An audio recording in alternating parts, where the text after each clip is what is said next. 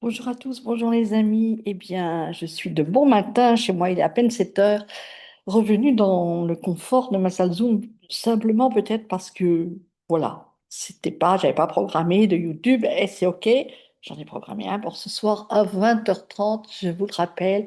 Et ce soir, nous commencerons jusqu'au 31 juillet à parler des enseignements de la voie du chemin, de la voie des apprentissages, mais de les enseignements du chemin sur cette voie des apprentissages. Comme c'était programmé hier soir, il se trouve que je me suis dit que ben, ce serait peut-être sympa qu'au lieu que j'attende 20h30, je choisis cette carte moi-même pour l'expérimenter toute la journée. Qu'est-ce que le chemin a à nous dire aujourd'hui? Il nous parle de de ta faiblesse une force. Alors, ben, fais de ta faiblesse une force. Je vous rappelle, les amis, que vous pouvez aller, je vais vous mettre le lien dans le descriptif de la vidéo, aller écouter cette voix sur l'application. Donc, je vais vous trouver le lien. Elles sont toutes en audio sur l'application. Et puis peut-être que ben voilà, vous allez œuvrer toute la journée avec ça en arrière-plan. Fais de ta faiblesse une force. Puis ce soir, eh bien, on ira plus au fond du job de la journée. Pas de travail, j'aime pas ce mot-là. Du job de la journée, de ce job de transformation, de reconnaître ce que nous sommes, parce qu'en fait, faiblesse, force, c'est juste la dualité. D'accord, on va pas déjà commencer à scinder les choses. Mais bon, nous sommes dans cette humanité et c'est là qu'on va travailler. Mais en fait, si je suis là ce matin, c'est ben voilà, faire ce petit teasing pour vous rappeler que ce soir on est ensemble et que tout ce mois de juillet, on peut déjà œuvrer, voir un petit peu ce qui se passe, la façon dont on pourrait être accompagné si on s'engageait dans ces 14 mois qui se projettent à l'horizon à partir du 11 septembre. Mais ce matin, j'ai eu un petit rappel à l'ordre. Et Maria, tu ne nous as pas parlé de la crédentiale. Eh bien, c'est vrai. J'avais prévu, puis je prends pas de notes. Ça s'est pas posé. C'est parce que sans doute il fallait vraiment que nous allions dans le vif du sujet. Mais cette crédentiale, alors je ne les ai pas avec moi, les crédentiales, j'en ai plusieurs. La première, je suis allée, alors je vais déjà vous dire ce que c'est que la crédentiale. La crédentiale, qu'est-ce que c'est? Alors, crédentiale, on dit la crédentiale, le crédential, on l'écrit avec un T, avec un C, là. En fait, l'origine, si j'en crois mes talents d'historienne, c'est cette lettre de recommandation qui était offerte par le curé du village pour permettre à ce cheminot. Ouais, parce que c'était souvent, ils avaient souvent l'air de mendiants. Cheminot, c'est plutôt le mendiant. Quand je l'écris EAU, évidemment, pas quand je l'écris OT comme celui qui travaille à la SNCF ou qui travaillait à la SNCF. Donc ce cheminot, ce mendiant du chemin, ce pauvre gueux, ce pauvre R. Il n'y avait pas aujourd'hui, hein, il n'y avait pas à cette époque-là les moyens de se laver, de s'habiller, de se changer. Voilà, on partait avec sa cape, son bâton. Vous avez vu les illustrations, la cape de pèlerin, le chapeau, le bourdon, le bâton de pèlerin, et puis le petit baluchon accroché au bourdon.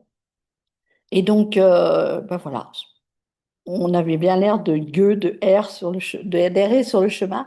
Et pour être reconnu quand on frappait à la porte d'une hospitalité ou peut-être à la porte de chez le curé du village, à cette époque-là, il y en avait encore partout, eh bien, cette lettre, elle nous servait de recommandation, de passeport, en fait, notre passeport de pèlerin. Aujourd'hui, on a la carte d'identité, le passeport, des trucs numériques.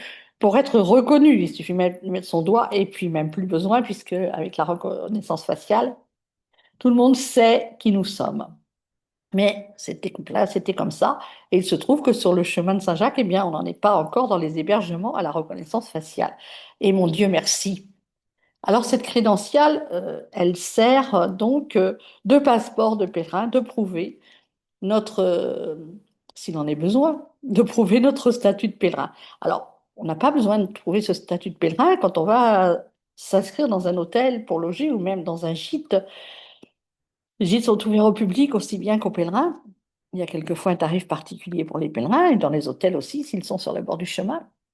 Donc, ça va vous permettre de faire valoir, entre guillemets, vos droits de pèlerin quant à ce qu'il s'agit de l'hébergement.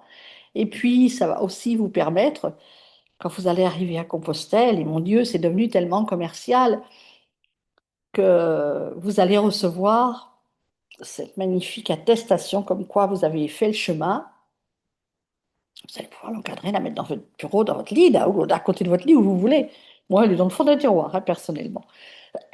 Mais bon, je n'ai pas besoin de cette reconnaissance. Je n'en ai, voilà, jamais eu besoin, je pense, à ce niveau-là, euh, d'avoir un diplôme comme quoi j'avais fait le chemin.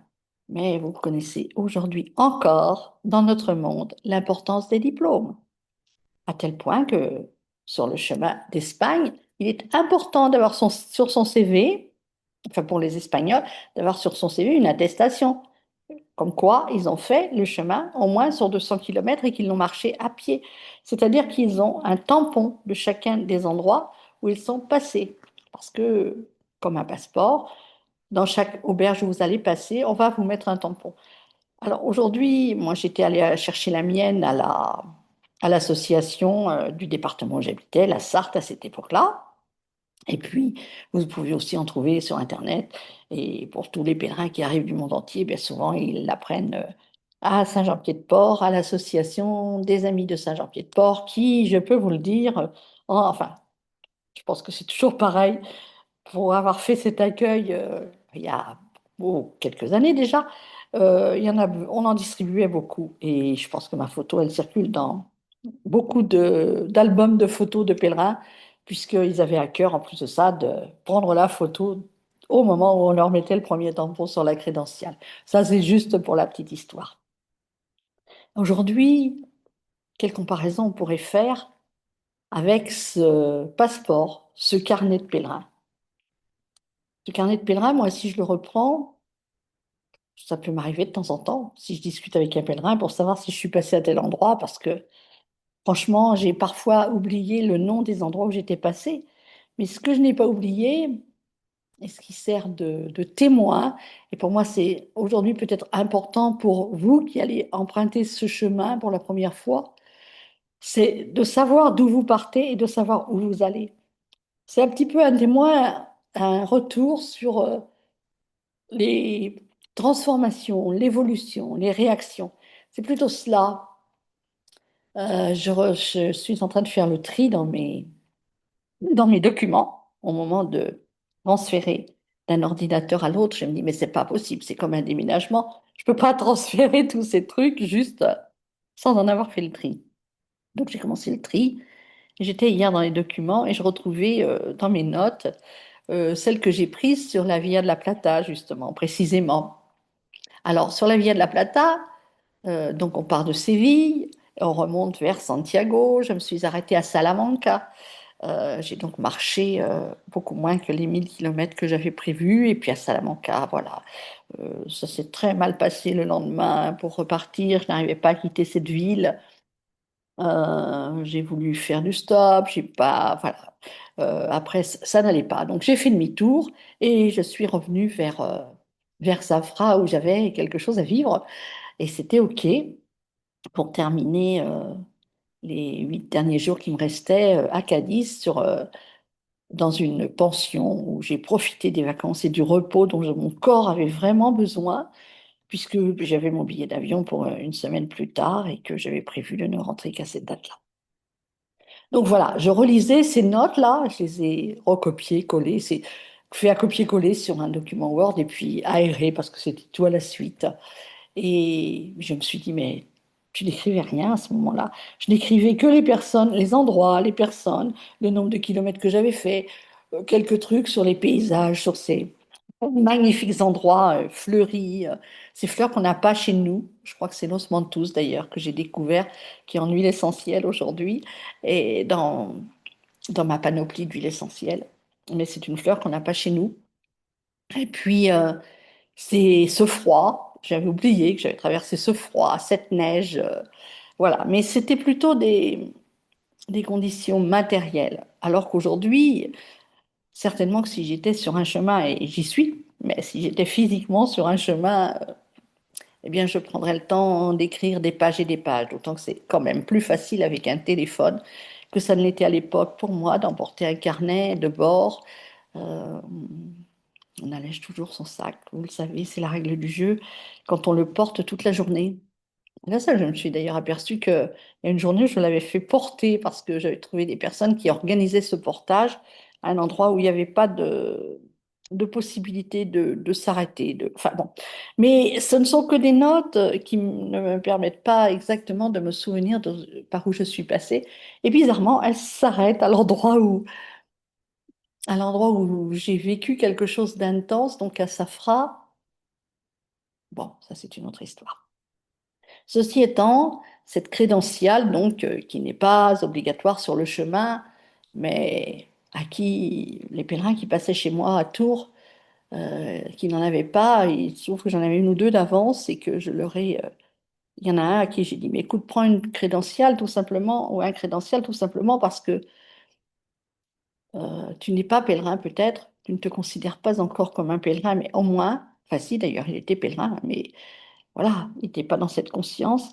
Et ça te permettra de pouvoir avoir des hébergements à moindre coût, de partir plus loin. Alors, on était très, comment dire, pas à Saint-Jean-Pied-de-Port, parce qu'à Saint-Jean-Pied-de-Port, on distribue des crédentials. Les personnes qui arrivent du Japon, beaucoup à cette époque-là de Corée, bah, forcément, qui viennent pour faire le chemin, ils se considèrent comme des pèlerins. Ils se considèrent comme des pèlerins et c'est OK. Et puis, de toute façon, on est tous des pèlerins de la vie, consciemment ou non. Mais moi, je pense que, de mon point de vue, et je le disais déjà à ce moment-là, eh bien, le chemin fera son œuvre. On part randonneur, on revient pèlerin. Le chemin nous parle. Et si on part la fleur au fusil, je pense à ce garçon-là qui partait, qui venait de je sais plus où, et qui partait, enfin qui était militaire, et qui partait donc sur le chemin vraiment, mais c'était vraiment l'image, quoi. Alors, et pensez donc, moi j'ai l'habitude de marcher mon sac à dos, de faire des trucs beaucoup plus dur que ça. Bien, je l'ai rattrapé, enfin, je l'ai rattrapé, oui. Il était en arrêt, en pause à Boissac parce que tout simplement, il avait des problèmes de genoux et que le chemin lui parlait. Et le chemin l'obligeait à ralentir. Donc, c'est un chemin qui parle. Et cet adage qui dit qu'on part randonneur et qu'on revient pèlerin me permet de confirmer que, voilà, si vraiment vous partez sur le chemin, procurez-vous une crédentiale. Elle vous permettra, eh bien, déjà de vous imprégner encore plus de l'esprit du lieu, de pouvoir bénéficier de ces hébergements où vous allez vraiment rencontrer des pèlerins, des accueillants qui ont fait le chemin, pas partout, hein, mais plus ou moins des accueillants qui ont fait le chemin. Et je suis encore à dire, on a fait le chemin. Ben oui, on l'a fait. On l'a vécu, on l'a intégré dans nos tripes. Nous sommes le chemin, nous sommes la vie. Et pour comparer au périple dans lequel nous nous engageons, à ces 14 mois que nous pouvons vivre ensemble, sur cette voie des apprentissages, ça, j'en ai parlé hier, des différentes voies, et je crois que là, du coup, avec la crédentiale, j'aurais fait le tour.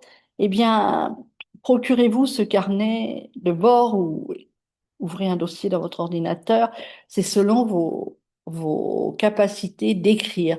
Et même si les premiers jours, vous n'écrivez pas grand-chose, mais là, on va partir avec du grain à moudre, comme je disais hier soir, avec déjà cette, ce message de la voie du chemin qui est fait de tes faiblesses une force, eh bien, écrivez, répondez aux questions qui sont posées sur la carte. Euh, allez, qu'est-ce qu'aujourd'hui, dans votre journée, vous allez considérer comme allez, une faille dans votre prestance, dans votre... Je ne sais pas. Vous allez vous juger.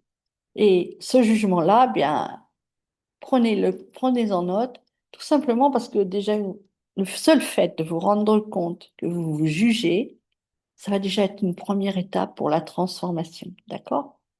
Et le processus de transformation, vous pouvez déjà vous protéger des mauvaises énergies, entre guillemets, il n'y en a pas de mauvaises, ça c'est encore de la dualité, on est d'accord, mais avec ce mélange d'huile essentielle qui est le mélange Terrachilde, le mélange plein air, qui contient entre autres de l'ylang-ylang, du tamanu, de la litse. La litse, c'est aussi celle qui va nous accompagner dans le processus global. C'est l'huile, il me semble, à moins que ce ne soit celle de la guidance de la nouvelle lune, je ne sais plus. Et comme la litine, on ne l'a pas au catalogue, ben au moins dans celui-là, il y en a, d'accord? Il n'y en a pas cette production chez doTERRA. Donc, on n'en a pas en huile essentielle dans notre trousse d'huile essentielle, mais par contre, elle est dans certains mélanges.